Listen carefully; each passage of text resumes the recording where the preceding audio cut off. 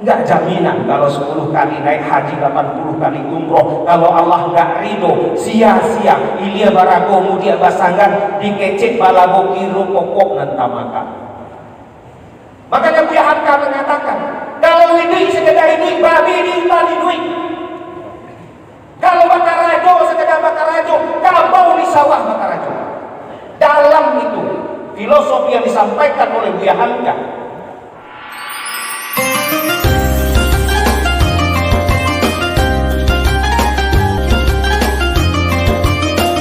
Anna Muhammadan abduhu wa rasuluh la nabiyya ba'dah. Allahumma salli wa sallim ala sayyidina wa maulana Muhammad wa ala alihi wa sahbihi ajma'in. Inna Allaha wa malaikatahu yusalluna ala nabi sallu alaihi wa sallimu taslima. Wa qala ta'ala fil kitabil karim, a'udzu billahi minasy syaithanir rajim, ya ayyuhallazina amanu ittaqullaha haqqa tuqatih wa la tamutunna illa wa antum muslimun wa'tasimu bihablillahi jami'an wa la tafarraqu waskuru ni'matallahi 'alaikum iz kuntum a'da'an fa'alafa baina qulubikum fa asbahtum bi ni'mati ikhwana wa kuntum ala safa hufratin minan nar fa anqazakum minha kadzalika yubayyinullahu lakum ayatihi la'allakum tahtadun. Shadaqallahul azim. Bersyukur kita kepada Allah atas segala nikmat yang Allah berikan kepada kita pada siang hari ini, terutama nikmat sehat dan nikmat iman yang Allah berikan kepada kita, sehingga Allah gerakkan kaki kita, Allah gerakkan hati kita untuk kita bisa hadir di rumah Allah ini. Mudah-mudahan setiap langkah kita dan ayunan tangan kita tadi ke sini satu persatu menggugurkan dosa-dosa kita. Mudah-mudahan setiap langkah kita dan ayunan tangan kita satu persatu dicatat oleh Allah menjadi amal ibadah dan kebaikan untuk kita semua. Amin ya rabbal alamin. Selawat beri salam selalu kita haturkan kepada junjungan kita baginda Nabi besar Muhammad sallallahu alaihi wasallam. Mudah-mudahan besok kita akan mendapatkan bantuan dan pertolongan serta syafaat dari Rasulullah. Mudah-mudahan besok kita akan dipanggil untuk berkumpul di telaga Al-Haudnya Rasulullah. Mudah-mudahan besok kita bisa ikut bersama dengan Rasulullah untuk masuk ke jannahnya Allah. Jamaah rahimakumullah. Ada sebuah hadis yang diuratkan oleh Bukhari dan Muslim, di mana ketika Isra dan Mi'raj Rasulullah diperlihatkan oleh Allah melalui perantaran malaikat Jibril. Begitu istimewanya Jannatul Firdaus dan begitu dahsyatnya Jahannam.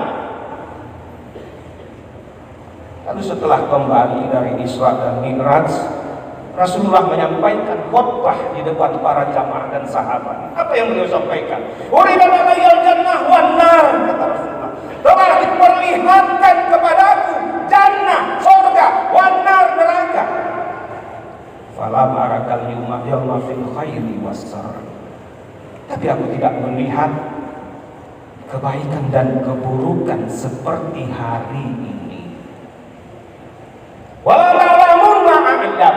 Jika kalian menyaksikan apa yang aku lihat, la dahittum qalilan, kalian pasti akan tertawa tetapi sedikit. Wala kabaitum katsiran, kalian pasti akan menangis sebanyak-banyaknya.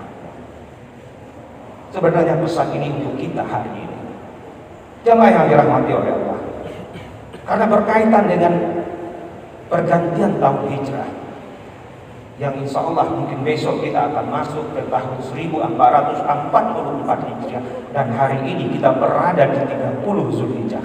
Saya mengambil topik yang cukup ringan, menjadikan momentum hijrah untuk kita bertransformasi menjadi mukmin yang beruntung.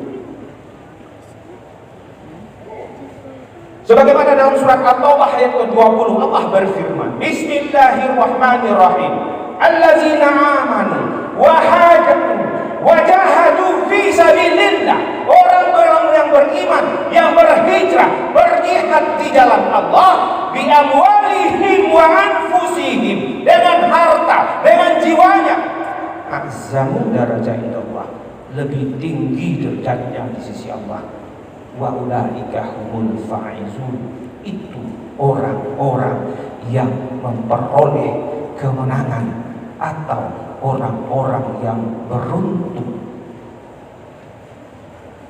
Kalau kita lihat dari surat At-Taubah ini ada 3 narasi penting. Yang pertama adalah hijrah. Lalu bagaimana kita mendapatkan derajat di sisi Allah dan menjadi orang-orang yang beruntung atau yang memperoleh kemenangan. Sekarang kita lihat hijrah. Apa itu hijrah? Apakah hijrah hanya berubah secara aksesoris dalam kehidupan kita? Bukan. Hijrah berasal dari kata bahasa Arab yang disebut dengan yahruju, yang secara epistemologi berarti perpindahan tempat, sebagaimana yang dilakukan oleh Rasulullah berpindah dari Makkah ke Madinah. Karena beliau ketika itu terancam oleh musuh-musuh Islam, baik secara politik, secara sosial maupun secara ekonomi. Tetapi hijrah itu bukan sekedar perpindahan nabi. Ia memiliki dimensi yang amat dahsyat dari prosesi hijrah itu, di mana hijrah Rasulullah menyatukan antara teori dan praktek dalam Islam. Hijrah menyatukan antara akidah dan amal. Hijrah menyatukan antara lahir dan batin, sebagaimana disatukannya periode Makkah yang menanamkan nilai-nilai tauhid dan periode Madinah yang menanamkan nilai-nilai amal dalam kita berislam. Maka Rasulullah mengatakan, setelah hijrahku ini tidak ada lagi hijrah. Maka hijrah Rasulullah itu disebut dengan hijrah makaniyah. Tetapi konteks hijrah kita hari ini adalah hijrah ma'nawiyah. Apa itu hijrah ma'nawiyah? Hijrah di qalbi, hati yang selalu bersih, hati yang berbaik sangka, hati yang tidak suuzon. Itu yang disebut dengan hijrah di qalbi, hijrah hati. Lalu yang kedua, hijrah dalam konteks kita hari ini adalah hijrah bilisan. Hijrah dengan perkataan-perkataan yang baik, yang menyejukkan, tidak mengadu domba, tidak membuat perpecahan, tidak membuat rasa narasi-narasi yang menyesatkan. Tetapi perkataan-perkataan yang memberikan kedamaian, kebersamaan di tengah-tengah umat. Lalu yang ketiga, yang disebut dengan hijrah bil arkan, hijrah dengan tangan kita yang selalu menolong, yang selalu memberikan bantuan kepada siapapun yang membutuhkan tanpa melihat dia dari mana dan berasal dari mana. Itu konteks hijrah yang kita lakukan pada saat ini. Lalu yang kedua, ada tantangan yang kita hadapi hari ini.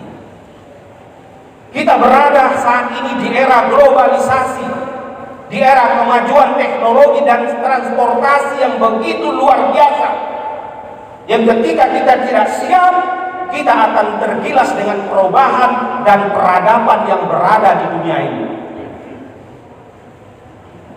Apa dampak terburuk dari sebuah lompatan teknologi dan globalisasi hari ini adalah bagaimana kita melihat perilaku hedonisme yang terjadi di tengah-tengah masyarakat kita. Bagaimana perilaku hedon, perilaku yang mengidolakan dunia tanpa pernah dia tahu bahwa semua yang ada di dunia dan isinya ini adalah milik Allah. Tetapi hedonisme adalah adalah tujuannya hanya untuk dunia semata. Dia lupa dengan Allah. Lillahi ma fis samawati wa ma fil ardh. Allah pemilik segala yang ada di langit, Allah pemilik yang ada di bumi dan seluruh isinya. Itu yang terjadi di dalam kehidupan masyarakat kita hari ini. Lalu yang ketiga, di dalam surat At-Taubah tadi ada narasi orang-orang yang memperoleh kemenangan.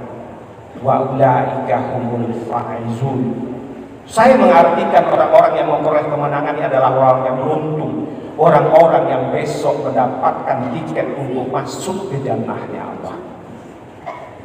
Maka dalam sebuah kehidupan apapun di dunia selalu berpasangan. Ada siang, ada malam, ada laki-laki, ada perempuan.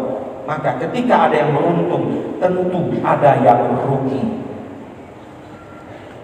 Sekarang kita lihat apa itu merugi dalam kehidupan di dunia.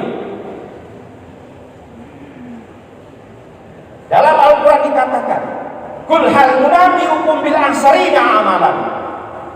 Katakanlah, maukah kalian memberitahu orang-orang yang merugi amalannya? Allazina dalla sa'yuhum fil hayati dunya. Orang yang sia-sia dalam hidup di dunia.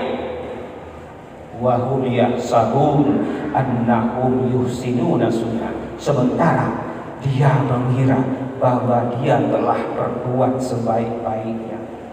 Enggak jaminan kalau 10 kali naik haji, 80 kali umroh, kalau Allah enggak ridho, sia-sia. Ilia barago mudia basangan dikecek balago kiro pokok nanta makan. Makanya Buya Hamka mengatakan, kalau hidup sekedar hidup babi di tadi duit. Kalau bakar rajo sekedar bakar rajo, kabau di sawah bakar rajo. Dalam itu filosofi yang disampaikan oleh Buya Hamka. Maka mulai dalam momentum hijrah, kita bertransformasi untuk menjadi orang-orang yang beruntung. Orang yang beruntung, orang yang selalu dituntun oleh Allah. Zalikal kitabul la raiba fihi hudan lil muttaqin. Allazina yu'minuna bil ghaibi wa yuqimuna as-salata wa mimma razaqnahum yunfikun. Wallazina yu'minuna bima unzila ilayka wa ma unzila min qablik wa bil akhirati hum yuqinun. Ulaika ala hudan min rabbihim wa muflihun. Muflihun itu orang-orang yang beruntung. Orang beruntung adalah orang yang selalu dituntun oleh Allah, yang selalu diberi petunjuk oleh Allah, dan mudah-mudahan kita masuk dalam kategori orang-orang yang beruntung yang hadir dalam majelis Jumat ini. Satu lagi orang beruntung siapa? Orang yang timbangan amal kebaikannya lebih besar daripada dosa-dosanya. Itulah orang-orang yang beruntung. Faman saqulat mawazinuhu faulaika humul muflihun. Barakallahu li wa lakum fil Qur'anil azim wa nafa'ani wa iyyakum bima fihi wa dzikril hakim. Taqabbalallahu minna wa minkum ila wa ta'ala innahu huwas samiul alim.